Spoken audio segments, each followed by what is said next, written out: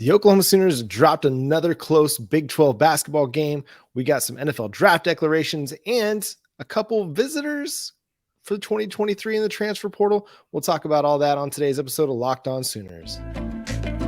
You are Locked On Sooners, your daily podcast on the Oklahoma Sooners, part of the Locked On Podcast Network, your team every day.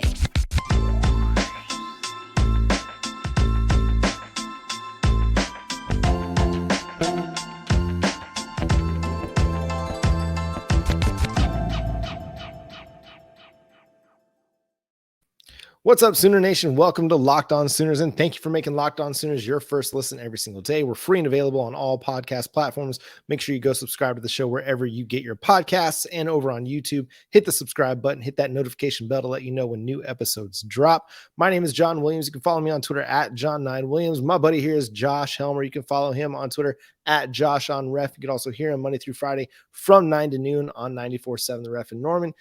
Josh, we got a couple more NFL draft declarations to talk about and what they mean for the Oklahoma Sooners. We do. First off, great to be with you as always, John. Hope you're doing well, my friend. Always. That's good. That's what we want to hear. Was kind of hopeful, right, that you'd get good news on either a Jeffery Johnson or a CJ Coldon, but obviously now you get the news that both are moving on. They're taking their talents to the next level, which kind of makes sense, obviously, for both, just given that, this is not their first opportunity, right, in terms of being eligible to put their name into an NFL draft. So these guys being a little bit older, being on, that into the age spectrum makes sense that probably they're leaning more the direction of, hey, I'm just going to go and see, A, if I get drafted, and then, B, where I get drafted and kind of figure out the rest later. So wish both well. First and foremost, CJ Coldon, man, really, we know came on strong at the end of the season for Oklahoma after, really just kind of being a spot contributor the front half of the season. The latter half of the year, boy, he really took flight. A couple of interceptions in the final 3 games, 4 overall on the year, 6 pass breakups. So he was, man, really, really good for Oklahoma in the secondary. It's a legitimate loss at cornerback for OU. Definitely understand why he would be moving on, John, but you're kind of hopeful that you got that news with Woody Washington. We talked about it as much right here on Locked On Sooners that, well, if you could convince a CJ Coldon to come back and give it one more spin around campus would be great for Oklahoma. But hey, get why he's making the decision. Wish him all the best. I think he's got a chance to be really good at the next level, in the right system with the right team taking a little bit of a chance on him. I think he'll obviously be later rounds type selection, but disappointing for Oklahoma, but good for him. Yeah. The only way that he was going to be able to come back is if he got a medical eligibility waiver. But didn't look like he wanted to kind of take that chance and then be denied and possibly be late to the draft party. So he gets to start his draft preparation now. A solid season for him. The first 9 weeks of the season, he only played in 6 games and only once got double-digit snaps. Brent Venables talked about it throughout the year, just how arriving as a summer enrollee really slowed down his progress and his availability for the Oklahoma Sooners early in the season. But he did come on strong.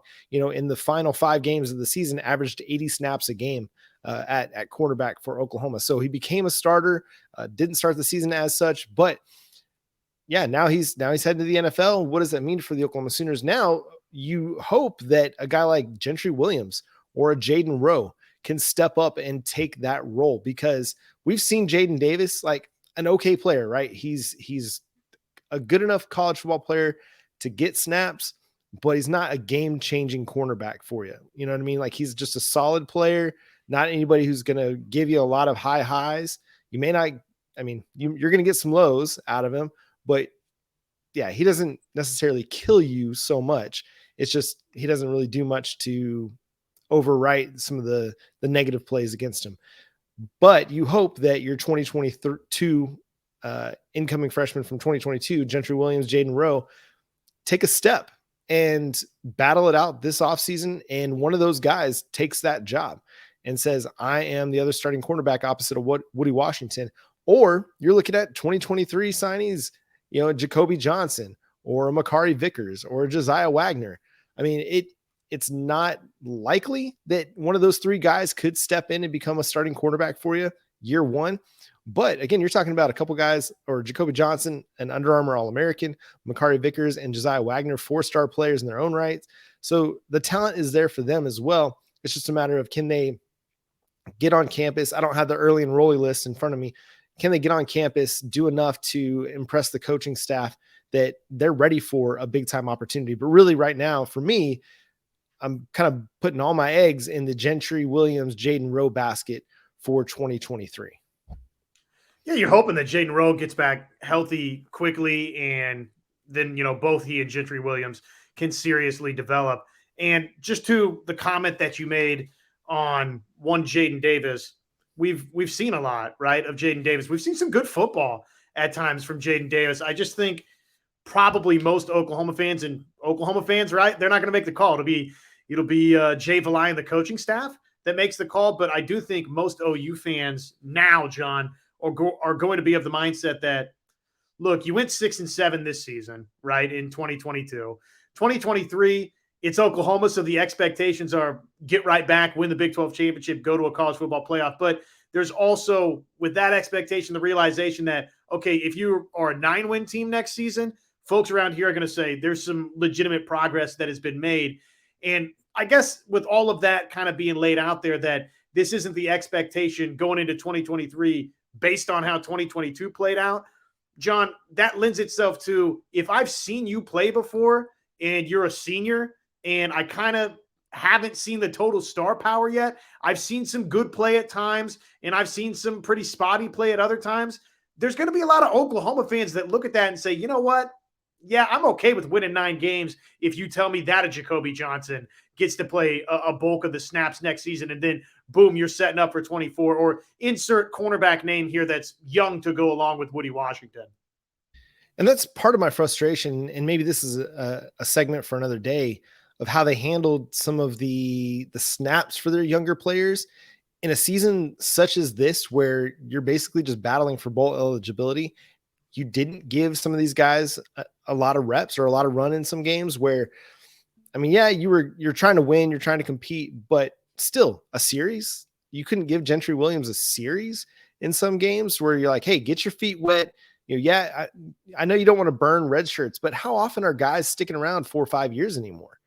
Like with the transfer portal, with NFL draft, declarations, guys are leaving early. So I would have liked to see them get Gentry Williams some more snaps throughout the season so that they could go into 2023 feeling, okay, here's what we need to work on. Here's where you're doing well. But I mean, the guy's got talent. He's one of those guys that's going to play fast, play heady.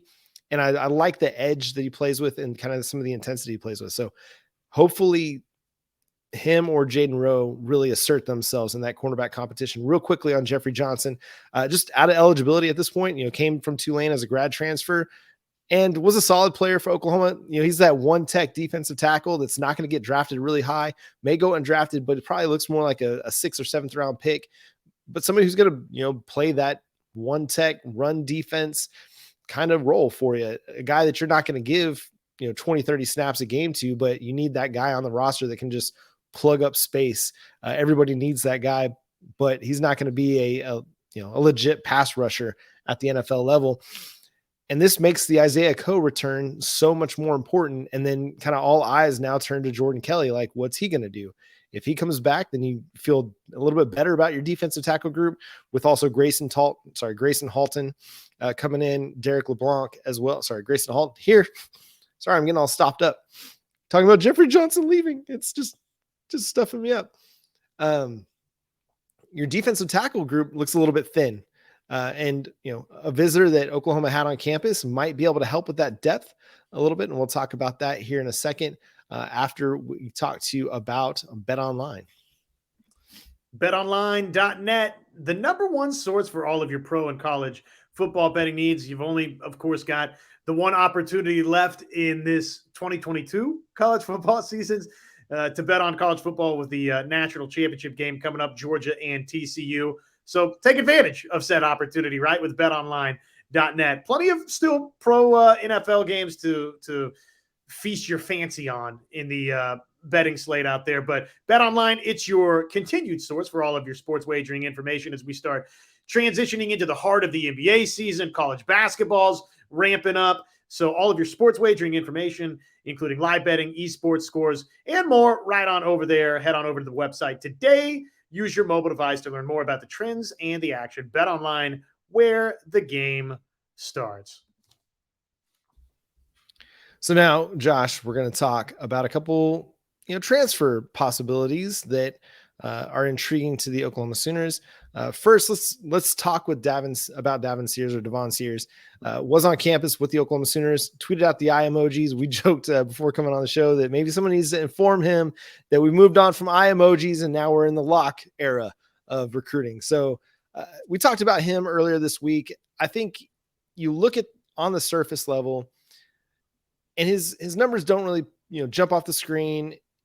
Being a kind of rotational player at Texas State doesn't really kind of surprise you or impress you so much. But you look a little bit at the context, and if teams like Penn State or Tennessee are interested, then I'm interested, because those are two legit Power 5 teams that are in the top 25 nationally of college football programs pretty much regularly. If those two schools are interested, then I'm interested. And given that Jalen Redmond's heading to the NFL, given that Cedric Roberts transferred out, given that Alton Tarbert transferred out, given that we just talked about Jeffery Johnson heading to the NFL, we don't have news on Jordan Kelly. You need depth. You can't be too picky about where that depth comes from. Is this guy going to become a star at Oklahoma? That remains to be seen.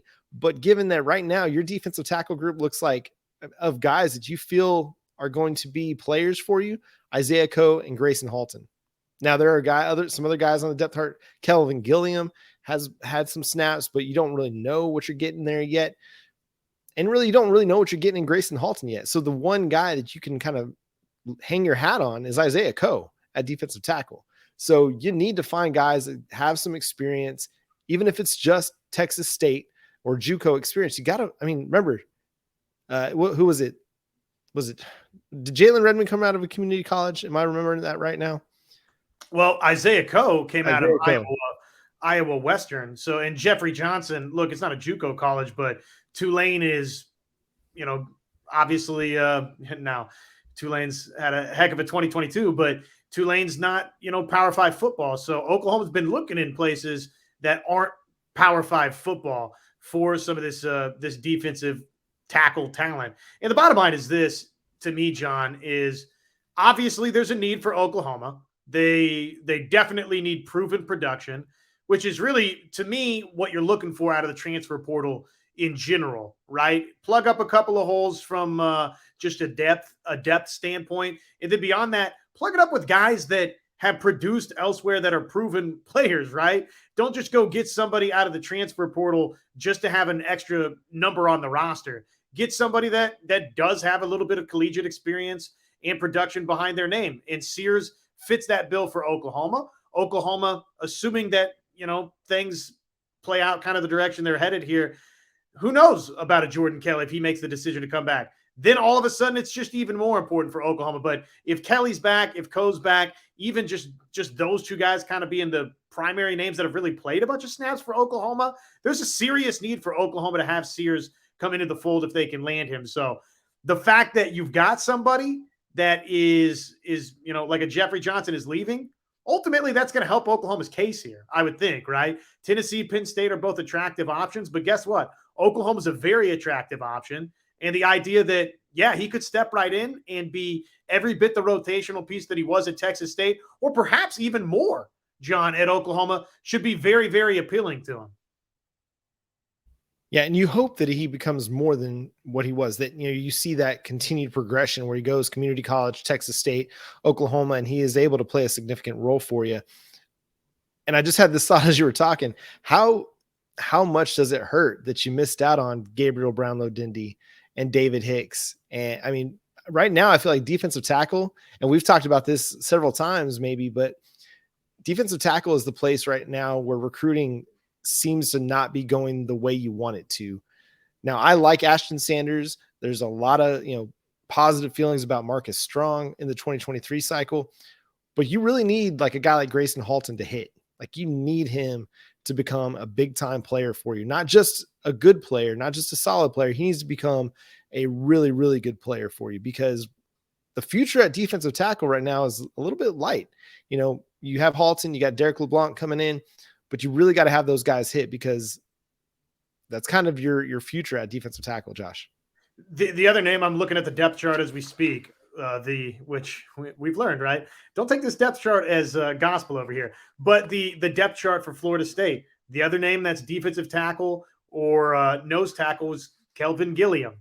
You know, Josh Ellison's obviously somebody that entered the transfer portal, but you know, Kelvin Gilliam of that ilk like Grayson Halton, to where you look at it and you say, man, one of those two, John, one of those two probably has to be a player for Oklahoma. We haven't seen it yet, and I don't think you know, it's still so early, especially for somebody like, you know, Grayson Halton, who was a true freshman. But for somebody like Gilliam, next year's kind of the year, right, to where it's time to go make some plays.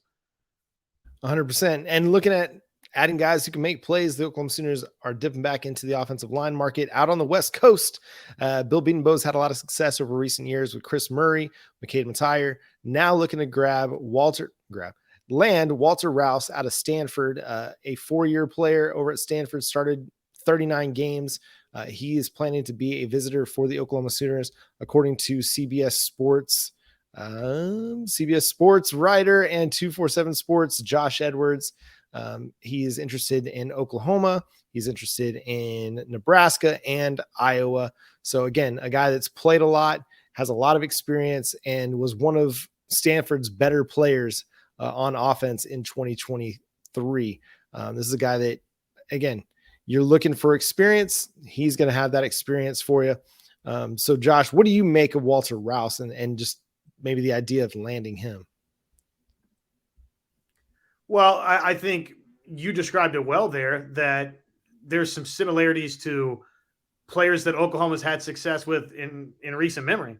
You went and got a pair of starters out of the Pac-12, and they turned into definite difference makers here at Oklahoma in both Chris Murray and McCade Matire. So look, those guys were interior guys. He's obviously, you know, a left tackle, right tackle, whatever it would shake out being at Oklahoma. But somebody that has upwards of 30 starts, it's similar to me of a McCade Matire, because again, Matire at Cal had so many starts under his belt that even from, again, I keep coming back to saying a depth standpoint, having somebody that's played that much Power 5 football from a starting perspective is huge if you can bring that in, whether or not it winds up, you know, this time next year, if it's an Aaron Parks, if it's a Guyton, right? Sexton, obviously, kind of, it sounds like that could be a longer term injury there. So we'll see what that means for him, obviously, going into the 2023 season. But it's another position at tackle where Oklahoma absolutely would love to bolster themselves with some help that, again, has that multitude of starts behind his name. So, look, I think it'd be great. And in terms of the schools that are on there, right there on the board for him, I mean, look, with all due respect to everybody else involved, I cover one directly. Oklahoma's the most prestigious of the bunch.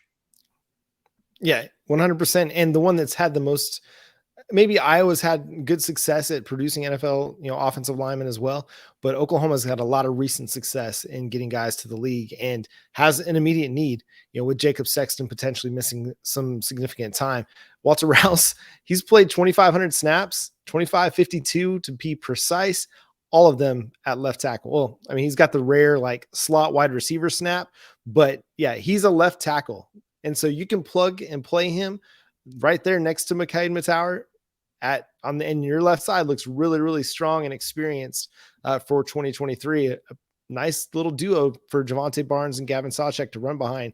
You still got to figure out your right guard situation with Chris Murray going to the NFL, and you feel like you're pretty good at right tackle with Tyler Guyton. So if you're able to land Rouse, it really does a lot to help solidify your offensive line going into next year. Andrew Ream comes back healthy, and you're looking pretty solid up front going into next season, which I think you need to. I think you got to answer that question a little bit, because you don't want to go into next year with a lot of uncertainty. Like next August, if we have, you know, 3 positions that we feel uncertain about at offensive line, then I don't think you're going to feel good about the season. But if you can land Rouse, solidify your left side, got Andrew Raym at center, and then, Guyton at right tackle. If you just have one, position in which you've got a legit competition going on, man, that's so much better for just continuity, chemistry, things like that. Helps your offensive line and your offense all together. So name to watch, Walter Rouse. Keep an eye on that one. Coming up, Dasan McCullough, a 2023 transfer portal acquisition out of Indiana. He had a big year in 2022, and we'll talk about that after I talk to you about Built Bar. Built Bar is the best tasting protein bar ever. I've been eating it for 2.5 years now. It seems like forever ago that I started eating a Built Bar, but absolutely love it. It's just great tasting, 100% covered in chocolate, and they've got so many delicious flavors. And if you're trying to get on the right track for the new year, really trying to make some healthier eating choices, Built Bar is a great place to start. 4 or 5 grams of sugar, only 170 calories at most. Some bars even have just 130 calories, but it provides anywhere from 14 to 18 grams of protein for you. A great supplement for your breakfast, your lunch, pre-workout, post-workout. If you need the extra energy, the calories, Built Bar is the great place. It's the best tasting protein bar I've ever had. Great taste, great texture. Again, 100% covered in chocolate and with great flavors like peanut butter brownie, which is my personal favorite. Coconut almond is right up there too. Again, so good. And then they've got Built Puffs, which if you haven't tried that and you're a big marshmallow guy, you'll love Built Puffs as well. So go check it out, builtbar.com. Use promo code locked on and you can get 15% off your next order over at built.com. Sorry, built.com, not builtbar.com. But if you search builtbar.com, I'm sure built.com will come up as well. So Josh, Dasan McCullough made ESPN's true freshman All-American team after having a really strong season with the Indiana Hoosiers, where he had 4.5 sacks, now transferring to Oklahoma. And when we look at answering the question of how does Oklahoma fix their pass rush for 2023, this is the first name that pops into my mind. Ethan Downs had a strong finish to the season. I really like the get off and the juice that R. Mason Thomas brings to the table. But this is the guy that I feel like, people talk about Adepoju Adebare or PJ Adebare, who just had a really good All-American game at the Under Armour All-American game. I think Dasan McCullough is going to be the more impactful player this season just because he's more college ready. Like he's already got a season of college football under his belt. So if you're looking at, PJ to make an impact this year, he might have a really strong impact, but I don't think he's going to be starting like a lot of people are projecting. Dasan McCullough, he's going to be that guy that we look at and we think that was such a key addition for Brent Venables' staff because it completely transformed their pass rush. Well, if you combine McCullough, who again is an ESPN true freshman All-American, always good to be a double-A true freshman. That's huge news for Oklahoma that you're bringing that in. If you combine what I feel like is obviously going to add to Oklahoma. I mean, this is an elite bunch of players. If you start scrolling through this list, this is basically a who's who of guys that are going to play in the National Football League, John. I mean, essentially that's what this true freshman All-America list means, right? Is these are the names to be keeping an eye on 2 years down the road for whatever that would be, the 2025 NFL draft. I mean, a lot of these names are probably going to be selected pretty high in this draft. So if you can combine McCullough with a PJ Adebare, with a Derek LeBlanc, with a Bowen, and all of those guys are able to step right in and play and contribute and be difference makers immediately, John, I mean, we might be talking about overnight Oklahoma goes from 6-7 to back to winning the Big 12 championship and into the college football playoff. And look out, this conversation that those two bozos on Locked On Sooners had the other day about can this Oklahoma team be, the next TCU, could be a reality, right? So, but I'm with you. It's more realistic to subscribe to the theory that McCullough is that guy to step right in because we've seen the production. He's already done it 1 year at Indiana, but start get a little greedy and thinking that a couple of these freshman signees come in and can join McCullough in that respect. I mean, this defense might be vastly, vastly improved overnight. Well, I think about it this way. Ethan Downs, again, just completed his first year as a starter.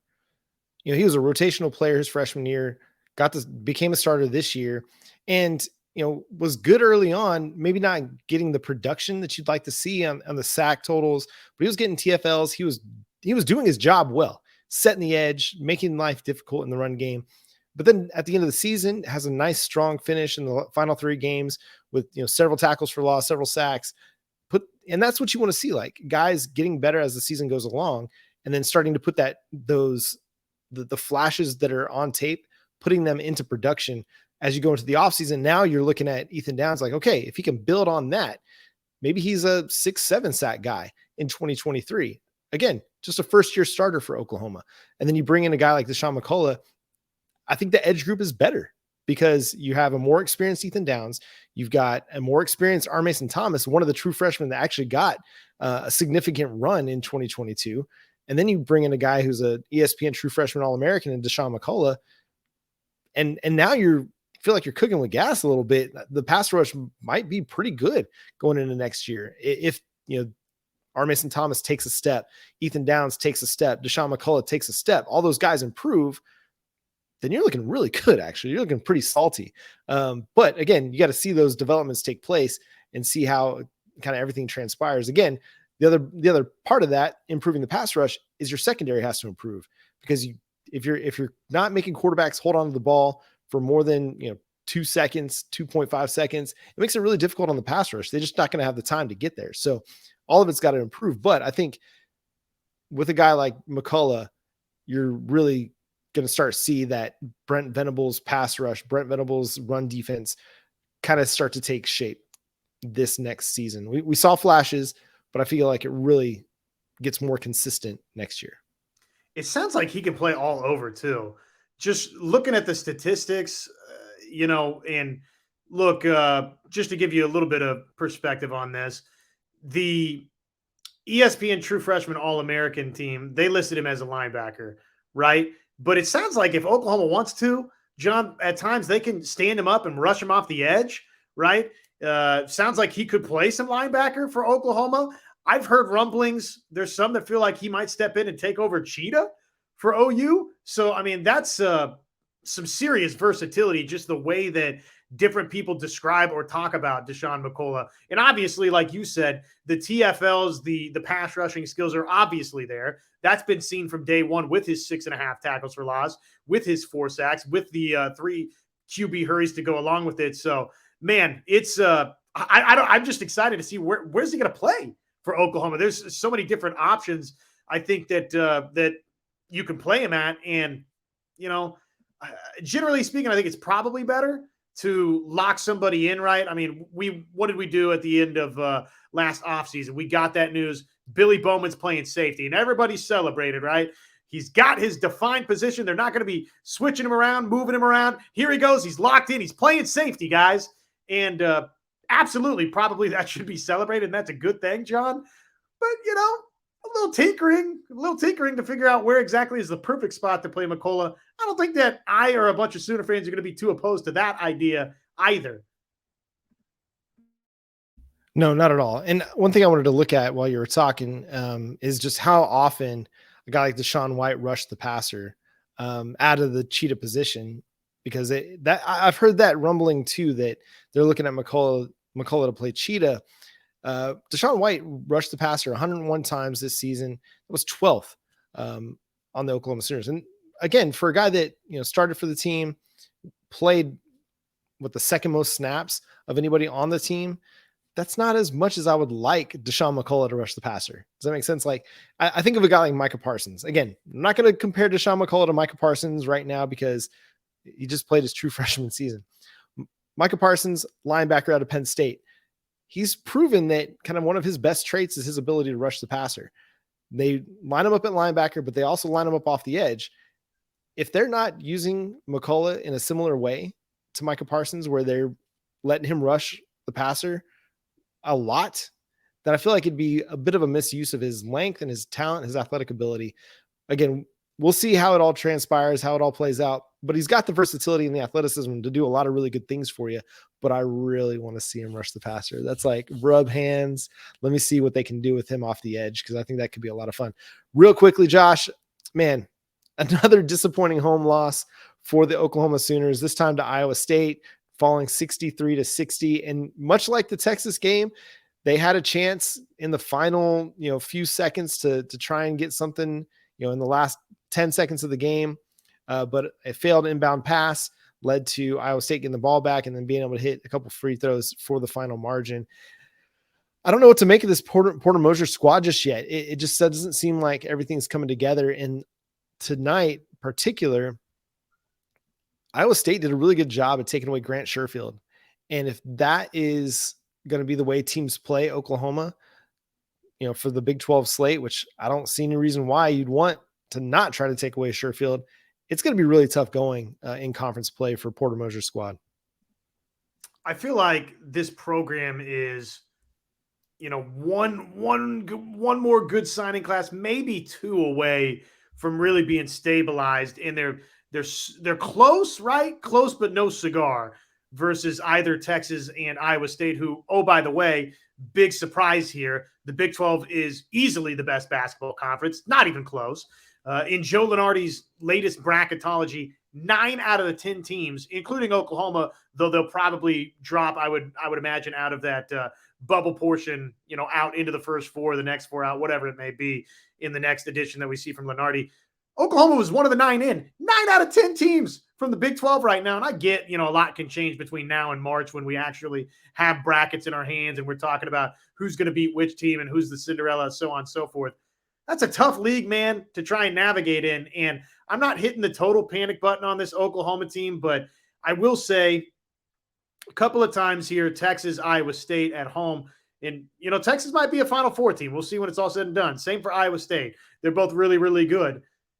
Close, but not quite able to get over the top, I think is unfortunately probably going to be a familiar theme for this Oklahoma men's basketball team. And yet I don't know that that's the reason to totally hit the panic button just yet on this season. There's, obviously they got to eventually, John, I mean, you can't lose, I don't think, 14 games and, in Big 12 play and get into the big dance. So eventually you got to beat some of these good teams to get in. But I'm not totally sold on the idea that they won't be able to do that. I'm not optimistic about it either.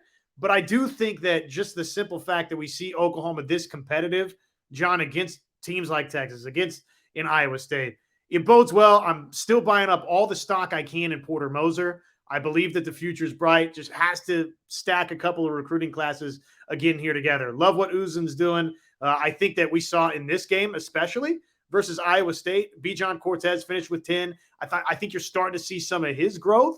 But man, it's just this isn't the Pac-12 or insert other Power 5 conference here, right? I mean, it's tough to get wins in the Big 12 right now, man. Yeah, it really is. And I mean, tonight Oklahoma trailed for a lot of this game, but you look back to Saturday. I mean, they were leading late against Texas and just couldn't hang on. At some point, you just kind of have to figure out a way to finish, and they haven't been able to do that. They've kind of had to be playing from behind kind of in the final 2 minutes, and that's not really working out well for them. Now they've been able to overcome some, small deficits in those final 2 minutes with some pretty incredible, short clock plays, if you want to call them that, just quick plays to get buckets.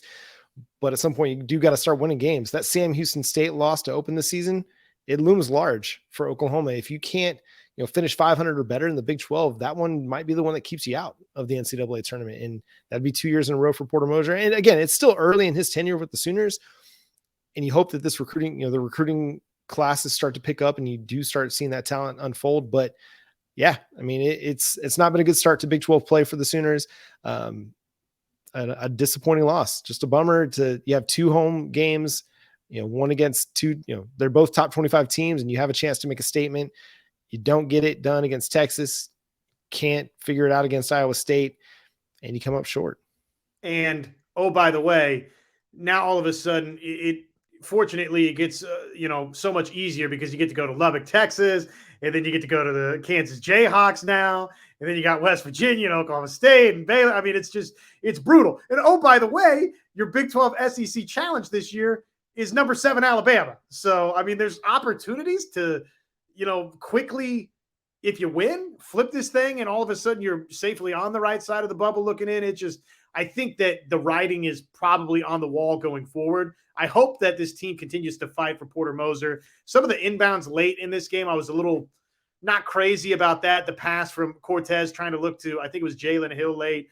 You didn't have a timeout. That to me was a little bit panic city. I don't know what they drew up there, but it wasn't great. So for anybody that wants to be a Porter Moser defector, that would maybe be one of the reasons why.